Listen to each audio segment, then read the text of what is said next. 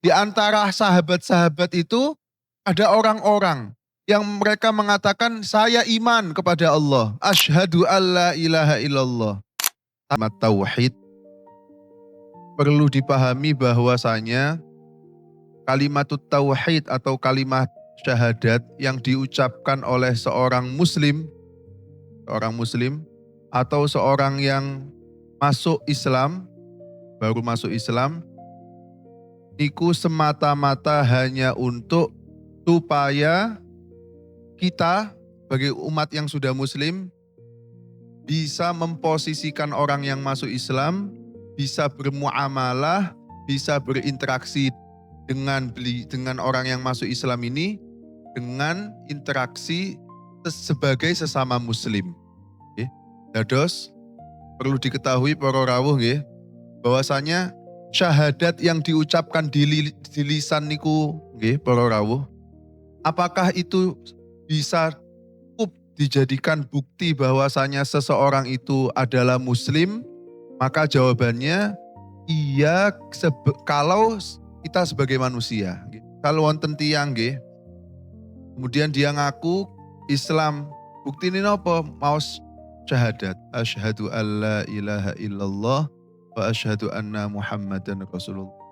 Ucapan syahadat niku cukup untuk kita punya kewajiban kepada orang yang mengucapkan syahadat ini. Kalau misal orang yang mengucapkan syahadat ini pada akhirnya meninggal, kita wajib mengkafaninya, wajib mensolatinya, wajib menguburkannya, wajib memandikannya.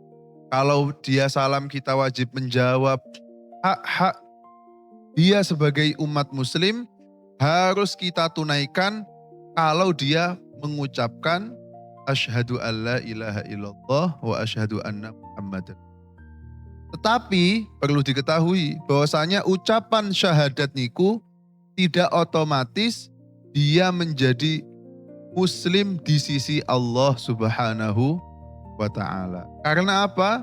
Karena di pembahasan-pembahasan sebelumnya di kitab niki dijelaskan bahwasanya dahulu ada namanya orang munafik. Munafik niku wonten kalih, nggih. Nawi di murojaah malih pertemuan-pertemuan sebelumnya bahwa orang munafik itu terbagi menjadi dua. Ada orang munafik yang dia hukumnya dihukumi kafir. Kenapa? Karena dia menyembunyikan kekufuran di dalam hatinya, tetapi lisannya mengucapkan iman. Lisannya beriman tapi hatinya kufur. Allah Subhanahu wa ta'ala berfirman, innal munafiqina fid darkil asfali minan nar.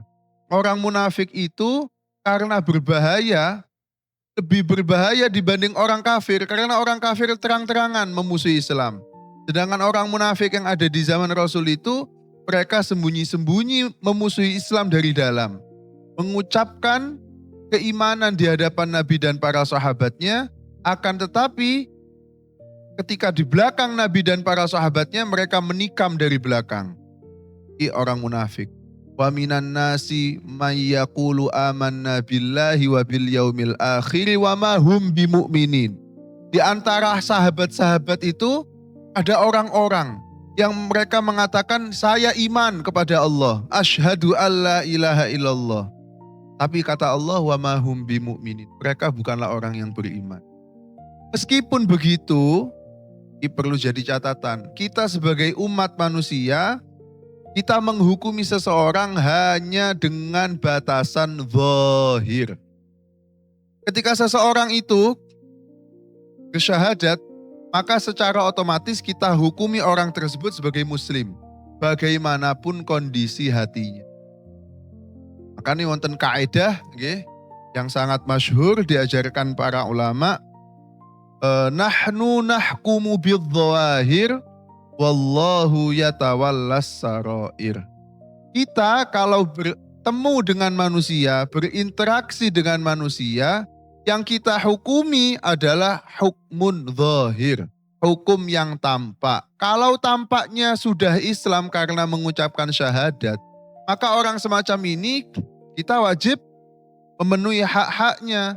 Kalau dikuburkan di pemakaman umat muslim. Meskipun hatinya tidak ada yang tahu, salah satu di antara kita nggak ada yang tahu bagaimana kondisi hatinya. Urusan hati, kata para ulama, wallahu yatawallas sarair. Apa yang tersimpan di dalam hati orang munafik itu sudah menjadi urusan Allah Subhanahu wa taala. Sehingga yang ingin saya sampaikan di poin pertama kajian pada malam hari ini adalah bahwa ucapan syahadat itu dampaknya adalah dampak zahir. Dampak zahir artinya kita sebagai umat muslim wajib memenuhi hak-hak orang yang mau mengucapkan kalimat syahadat. Kalau pada akhirnya misal ada orang mengucapkan syahadat hanya untuk memperdaya kaum muslimin, maka bagaimana hukumnya? Maka hukumnya tetap semuanya akan dikembalikan kepada Allah Subhanahu wa taala. Terus misal kebalikannya pripun?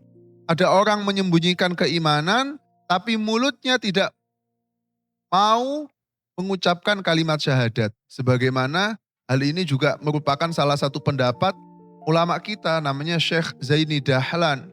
Syekh Zaini Dahlan itu salah satu ulama yang sangat garang ngoten nggih ten Mekah sien. Beliau punya banyak sekali karangan kitab. Beliau berpendapat bahwasanya pamannya Nabi Muhammad namanya Abu Thalib. Pamannya Nabi Muhammad ini yang mengasuh Nabi Muhammad pada waktu Nabi Muhammad berumur 12 tahun. Okay. Abu Thalib ini wafat menurut Syekh Zaini Dahlan ini dalam keadaan iman. Dalam keadaan, kenapa? Karena Abu Thalib menyimpan keimanan di dalam hatinya meskipun di mulutnya tidak diucapkan. Karena al-imanu fil qalbi, al-i'tiqadu fil qalbi. Sudah disampaikan berulang kali bahwasanya keimanan itu letaknya hanya di dalam hati. Meskipun tidak diucapkan, tetap di sisi Allah Subhanahu wa taala orang yang menyembunyikan keimanan dalam hatinya dia dianggap sebagai seorang yang mukmin. Ngoten nggih? Karena apa? Kok bisa orang yang mukmin itu hanya dinilai dalam hatinya mawon? Karena Allah Subhanahu wa taala seringkali berfirman nggih ten surah-surah Al-Qur'an niku. Contohnya ten surah Al-Asr, wal asri innal insana lafi khusrin illal ladzina amanu wa amilus sholihat. Allah Subhanahu wa taala itu sering menyebut innalladzina amanu wa amilus sholihat walladzina amanu wa amilus sholihat. Allah Subhanahu wa taala sering menyebut kalimat-kalimat semacam ini. Artinya apa kalimat semacam ini? Allah Subhanahu wa taala menggandengkan dua hal. Innalladzina amanu wa amilus sholihat. Menggandengnya dengan kata wawu. Nek kawula kalian panjenengan sedaya maos Al-Qur'an atau ingin memahami Al-Qur'an hanya modal terjemahan, kula kalian panjenengan sedaya mboten semrep rahasia wawu dalam kata innalladzina amanu wa amilus sholihat. Allah Subhanahu wa taala sengaja menggandengkan iman dan amal itu dengan kata wawu untuk menunjukkan bahwasanya iman dan amal itu dua hal yang berbeda. Contoh, neten bahasa Arab. Ja'a Zaidun wa Amrun. Ja'a wis teko sapa Zaidun Zaid wa Amrun lan Amr. Kinten-kinten kira-kira nek cara Jawa nih. Zaid kali Amr niki tiyang benten apa sami dua orang apa satu orang yang sama? Jawabannya dua orang berbeda telah datang Zaid dan Amr. Zaid Amr ini dua orang berbeda atau satu orang yang sama? Jawabannya dua orang yang berbeda. Pun ketika Allah Subhanahu wa taala mengatakan innalladzina amanu wa amilus sholihat, maka antara iman dan amal adalah dua hal yang berbeda. Sehingga bisa jadi di dunia ini ada orang yang punya keimanan tapi amalnya buruk. Kawula kalian panjenengan sedaya mboten saged ngafir-ngafiraken orang kados ngeten iki. Orang seperti ini kita tidak bisa lantas kemudian mengkafir-kafirkannya hanya karena amalnya tidak baik. Contoh misal di pinggir jalan kita melihat banyak orang misal yang tidak mau sholat Jumat. Nggih. Sekali kok kula ningali tiyang kados ngeten ten pinggir jalan. Dua kali, duh wonge padha. 3 kali, loh wonge podo. Kali keempat, loh orangnya sama. Kok ketokane wong iki gak pernah Jumatan? Bukankah hanya karena orang ini gak pernah Jumatan lantas kita memvonisnya sebagai orang kafir? Mboten angsal. Orang yang semacam ini yang melakukan dosa besar karena meninggalkan sholat, mentok-mentok kawula kalian panjenengan sedaya saged menghukuminya sebagai fasik. Fasik niku napa? Orang fasik itu adalah orang yang melakukan dosa besar atau melakukan dosa kecil tapi terus menerus. Niku namanya orang fasik. Okay? Sehingga ukuran iman di sisi Allah Subhanahu wa taala itu ada di dalam hati. Sedangkan ukuran iman bagi manusia, di pandangan manusia dilihat melalui ucapan kalimat syahadat. Kalau dia berani dan mau mengucapkan kalimat syahadat, maka kita menghukumi orang yang semacam ini sebagai umat muslim atau umat yang beriman kepada Allah Subhanahu wa taala. Iku nggih, niku yang pertama, poin yang pertama terkait kalimat syahadat. Kalimat syahadat itu sebagai kunci. Kunci apa? Kunci supaya orang tersebut dapatkan hak-haknya sebagai umat Islam. Kunci. Bukan berarti kalau tidak mau mengucapkan kalimat syahadat, lantas dia tidak beriman. Dia tidak beriman bagi kita umat manusia yang hanya bisa melihat zahirnya saja. Tapi bisa jadi dia beriman di sisi Allah Subhanahu wa taala karena isi hati orang tidak ada yang tahu. Betul nggih? Pun niku poin pertama. Terus poin kedua para rawuh. Poin kedua. Asyhadu alla ilaha illallah wa asyhadu anna Muhammadan Rasulullah. Asyhadu niku artinya napa? Asyhadu nyekseni sapa ingsun, saya bersaksi. Kinten-kinten. Nah, niki biasanya yang sing napa namine hanya menilai bahasa Arab itu dengan ukuran bahasa Indonesia mawon. Karena dalam bahasa Indonesia namanya saksi itu nggih harus melihat secara langsung. Saya bersaksi bahwasanya tiada Tuhan selain Allah. Bagaimana kita melihat bahwasanya tiada Tuhan selain Allah? Saya bersaksi tiada Tuhan selain Allah. Sedangkan dalam bahasa Indonesia saksi itu atau dalam kaprahnya orang di dalam kebiasaannya manusia ketika nyebut saksi nopo maknane. Dia harus menyaksikan secara langsung. Ngomong saya bersaksi tapi mboten menyaksikan secara langsung. Pripun? Mboten saged diarani saksi. Iki masalahe kawula nek tiap salat kawula kalian panjenengan sedaya nggih menawi salat pripun setiap tahiyat mengucapkan kalimat syahadat asyhadu alla ilaha illallah. Saya bersaksi tiada Tuhan selain Allah. Pertanyaannya, apa makna saya bersaksi? Apakah kita benar-benar melihat Allah Subhanahu wa taala sebagai Tuhan satu-satunya yang tidak ada Tuhan yang semisal dengan Allah Subhanahu wa taala? Melihat dengan arti melihat dengan mata kepala kita, maka jawabannya mboten boro-boro. Apa makna bersaksi? Banyak. Pertama, Allah Subhanahu wa taala berfirman surah surah Al-A'raf nggih nek mboten salah. Niku Allah Subhanahu wa taala ketika meniupkan ruh di janin seorang bayi di rahim seorang ibu.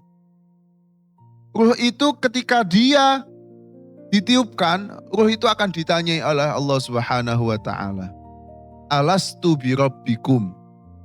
Allah bertanya kepada sang janin, wahai bayi, wahai janin, alastu birabbikum. Bukankah saya ini Tuhanmu? Apa kata bayi tersebut? Kita semuanya mengatakan hal yang sama. Qalu bala syahidna. Ketika kita masih berupa roh, kita sudah bersaksi di hadapan Allah bahwasanya qalu bala syahidna. Ya Allah, kita semua yang ada di jajaran ruh ini akui bahwasanya tiada pencipta kecuali Engkau. Karena Engkau yang menciptakan kami, maka kami bersaksi bahwasanya tiada Tuhan selain Engkau. Jadi persaksian kita Persaksian yang kita lakukan di setiap sholat, di setiap tahiyat, itu adalah sebagai bentuk tajdidul ahdi. Para ulama. Napa niku tajdidul ahdi? Memperbaharui janji. Amargi kawula kalian panjenengan sedaya saderenge lahir diceritani kali Gusti Allah bahwasanya sebelum kita lahir itu Allah sudah mengambil sumpah, mengambil janji dari kita bahwasanya tiada Tuhan selain Allah. Berjanji bahwasanya di dunia ini kita akan menghamba, mengabdi kepada Allah Subhanahu wa taala. Ketika kita sholat, ketika melakukan ibadah-ibadah yang lain, kemudian kita mengucapkan syahadat, bukan berarti kita masuk Islam lagi, mboten. Artinya nopo? Artinya kita memperbaharui janji kita, mengingat-ingat supaya kita teringat terus bahwasanya dahulu kita sudah pernah janji dan saat ini kita menunaikan janjinya dengan cara nopo? Beribadah kepada Allah Subhanahu wa taala. Iku ingkang pertama, makna syahadat, persaksian. Nomor kalih. Nggih, nomor kalih. Asyhadu alla ilaha illallah. Napa maknane asyhadu? Menyaksikan. Napa maksudnya menyaksikan Allah sebagai Tuhan?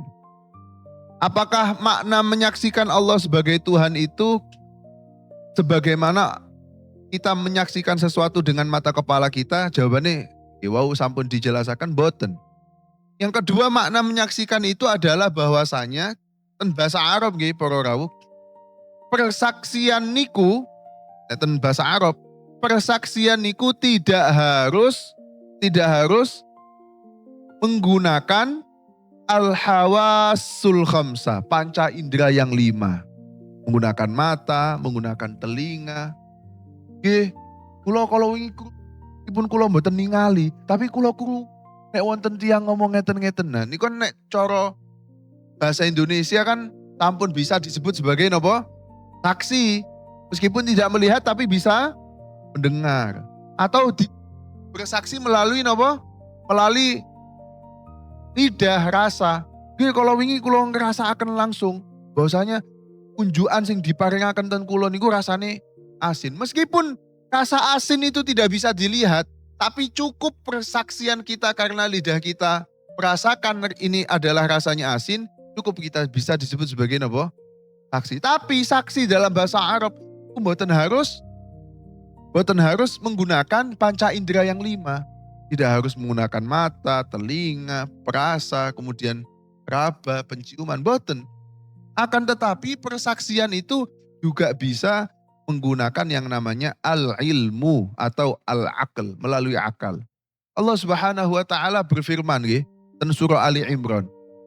Ten surah Ali Imran Gusti Allah dawuhan syahidallahu annahu la ilaha illa huwa wal malaikatu wa ulul ilmi. Loh, Gusti Allah dawuhan. Sing saged nyaksikaken bahwasanya tiada Tuhan selain Allah setunggal, nggih Gusti Allah piyambak. Syahidallahu annahu la ilaha illahu. Yang saged menyaksikan bahwasanya tiada Tuhan selain Allah siapa? Yang bisa bersaksi bahwasanya Tuhan satu-satunya yang ada di alam semesta ini hanya Allah. Yang pertama Allah sendiri. Yang kedua siapa? Wal malaikatu, para malaikat. Para malaikat niku nggih diparingi napa namine?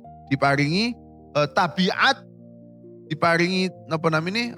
Jiwa yang tidak mungkin apa namanya durhaka, membangkang terhadap aturannya Allah Subhanahu wa taala. Jelas para malaikat nggih saged menyaksikan bahwasanya tiada Tuhan apa selain Allah. Nomor 3 sinten? Dawuh Gusti Allah. Sing saged nyaksikaken Gusti Allah sebagai Tuhan satu-satunya adalah nomor 3 wa ulul ilmi. Tiyang sing diparingi ilmu kalian Gusti Allah Subhanahu.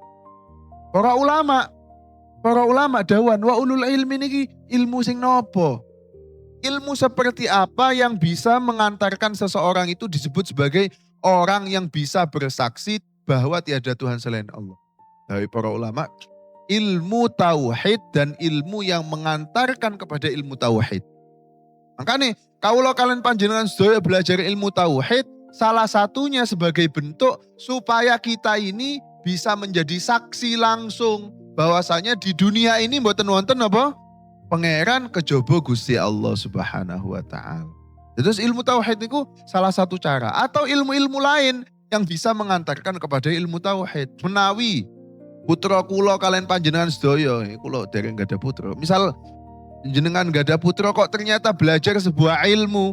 Dari ilmu tersebut dia pada akhirnya yakin betul bahwasanya tiada Tuhan di dunia ini kecuali Allah Subhanahu wa taala. Berkat ilmu niku. Maka ilmu yang semacam ini masuk juga di dalam firman-Nya Allah surah Ali Imran niku.